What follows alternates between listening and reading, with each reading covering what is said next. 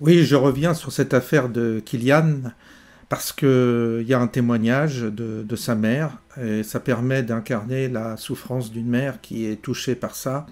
Et en même temps, ça invite à réfléchir sur cette population française qui, à l'entendre, n'a pas encore compris. Ils n'ont pas compris. Et il y a un truc, je me dis, qui cloche quand même dans la population, au niveau du peuple. Ils ont une naïveté encore déconcertante. Il était gentil, il était doux, notre ami Kylian, on ne comprend pas pourquoi, tout ça. Tu comprends pas, t'as pas vu ce qui se passait. On en est à combien de morts, on en est à combien d'assassinats, combien de viols, on va y revenir.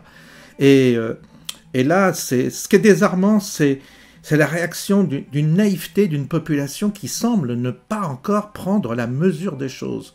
Alors on va écouter déjà les faits qui sont relatés sur CNews, et puis on entendra ensuite la mère qui témoigne. Ça s'est passé dimanche à l'aube dans la petite commune de Suble. Un suspect âgé d'une vingtaine d'années a été placé en garde à vue. Voyez ce reportage sur place de Fabrice Elsner et Adrien Fontenot.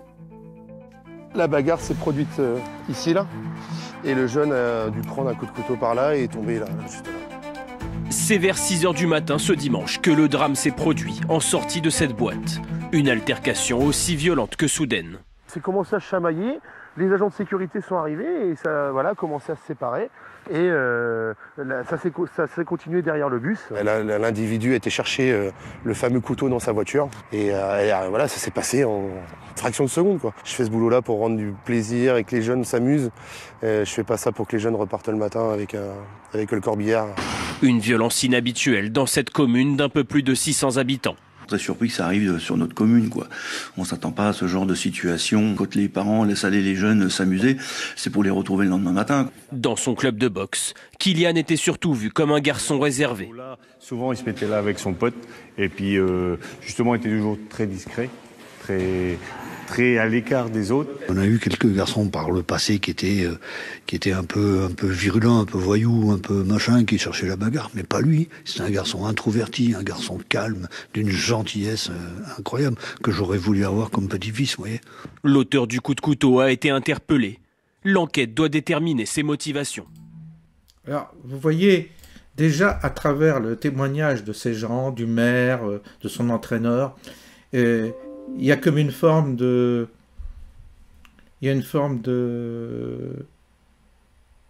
Excusez-moi, j'ai un message là, Il y a une forme d'ignorance, il y a une forme de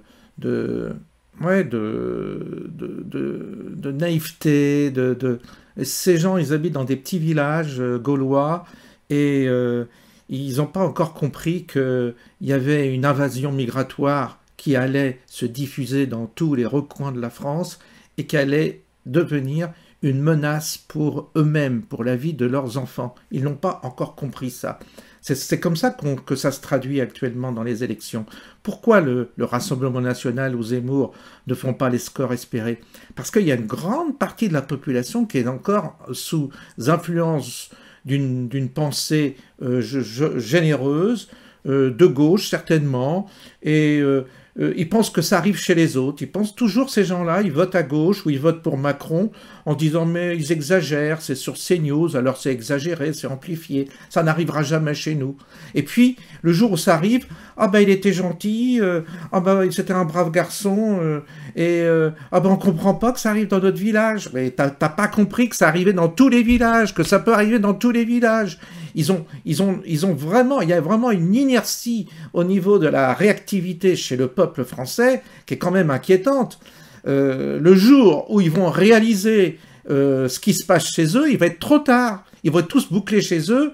Et en plus, les juges, si par malheur un Français de souche lui viendrait à l'idée de se défendre, c'est lui qui ira en prison. Parce que vous avez même des cambrioleurs qui sont retenus par des fois les cambriolés, et les cambrioleurs portent plainte contre ceux qui les garde en attendant la police pour séquestration. Et la plainte est recevable. Le juge estime donc on vous demande de rendre vos armes, on vous demande surtout de ne pas vous défendre, il faut que vous soyez la victime. Et si vous avez par malheur la réaction de vous défendre, si vous avez cet instinct de survie de vous défendre, le juge vous condamne, vous. Mais l'agresseur, lui, il est toujours blanchi, surtout si c'est un émigré. Là, il est blanchi à tous les coups. C'est comme ça. Les juges ont un prisme d'extrême gauche et ils sont déterminés à détruire les gens qui veulent se défendre et à encourager ceux qui veulent tuer. C'est comme ça la justice aujourd'hui. C'est à l'envers. On va écouter le témoignage de la maman. Et l'auteur du couteau, qui est donc un suspect d'une vingtaine d'années, il est de nationalité algérienne et il nie les faits. Mario Maréchal a réagi. Le meurtre de Kylian nous rappelle celui de Thomas à Crépol. Je vous propose d'écouter la mère de Kylian. Elle a été interrogée par Fabrice Elsner. C'est mon fils qui m'a appelé. Et, après, c'est un de ses copains qui m'a appelé pour me dire que mon fils était décédé, quoi. Avec le téléphone de votre fils, c'est ça? Non, avec celui du copain, quoi. D'accord. Donc, il voulait pas trop me le dire au début, donc j'ai insisté. Et ils m'ont annoncé ça. Ils sont sortis, enfin, Kylian est sorti, Quentin l'a suivi. Donc, il y a une personne qui a foutu un coup de poing à Kylian, donc ils ont réagi, quoi, ce qui est un peu logique.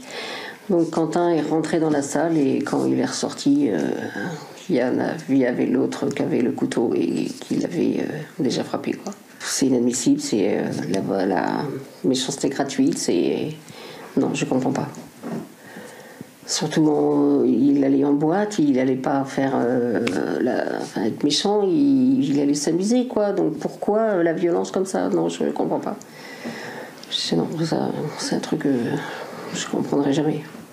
Surtout que Kylian n'était pas méchant, il était joyeux, il n'avait pas une once de méchanceté, quoi. Et, déjà, si la personne se promène avec un couteau dans une voiture, c'est qu'il a l'intention de faire quelque chose, quoi. J'ai pas dormi la nuit, je mange presque pas, j'ai toujours l'impression qu'il va arriver. Non, c'est tant que je l'aurais pas vu, je serais pas bien. Enfin, et encore après, je serais pas bien non plus, mais pas bien. Enfin, et encore après, je serais pas bien non plus, mais.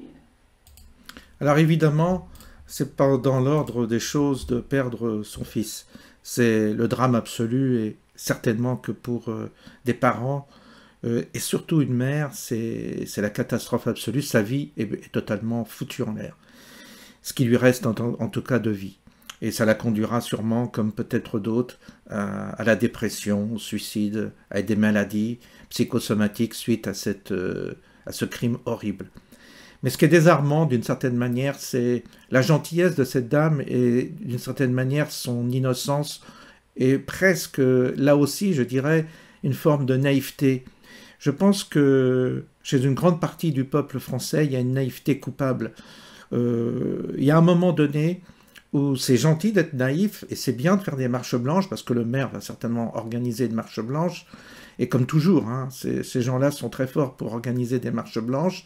Mais ils ne font pas prendre conscience à leur population, à leurs administrés, des risques qu'il y a de toujours aller dans le soutien d'un pouvoir et d'un gouvernement qui est contre son peuple. Ça, les gens n'ont pas compris qu'en réalité, la solution, elle est politique.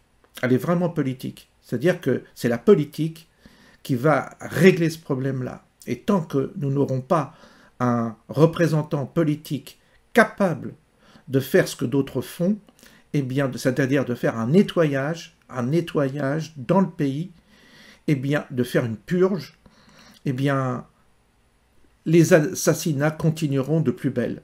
Et on aura toujours la maman comme ça qui passera et qui comprend pas qu'il y a des méchants, qui comprend pas qu'il y a de la violence, qui comprend pas qu'il y a des immigrés en France, qui comprend pas que ces immigrés viennent de pays où justement ils sont déjà frappés, ils sont déjà bien azimutés au niveau mental. Et nous on les récupère des barbares, on récupère des consanguins, on récupère des racailles qui viennent de ces pays, dont ces pays se débarrassent allègrement et on ne peut plus rien faire. Donc on va dépenser des millions, voire des milliards à organiser des centres de rétention, des prisons, mais jusqu'où ça va aller? Et puis demain, cet après-midi, on va peut-être annoncer de nouveaux impôts. Vous voyez, c'est ça le sujet, c'est ça le problème. Et il faut que la population prenne conscience, mais il faut que progressivement, les gens finissent par comprendre que ça peut leur arriver chez eux, que ce sont leurs enfants, que ce sont leurs fils ou leurs filles qui sont menacés. Et là, peut-être qu'il y aura un changement de conscience. Mais tant que la population n'a pas encore compris, je parle de 80%, 90% de la population, nous n'aurons pas l'équivalent en politique pour justement solutionner ce problème.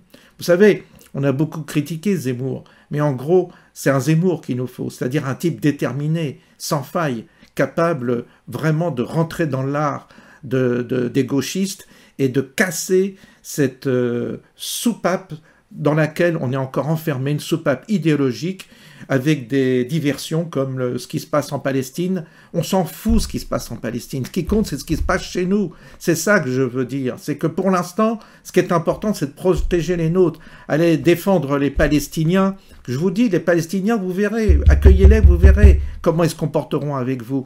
Donc, avant de prendre des positions sur la politique internationale, occupons-nous de nos affaires proches, de notre voisin, de notre voisinage, parce que c'est ça dont nous avons, c'est là qu'on nous attend. C'est facile de tenir des propos, de tout ça, mais il est important que certains s'engagent aujourd'hui dans la société civile française pour justement réagir.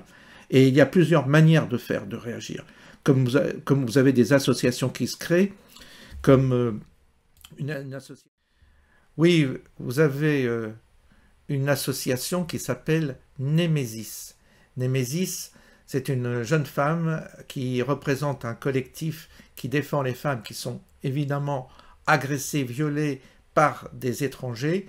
C'est une jeune fille très courageuse, dont je vais vous parler plus tard, qui au moins a organisé une manifestation pour Philippines, mais au-delà de son mouvement, c'est toute la problématique de la violence générée par une immigration incontrôlée.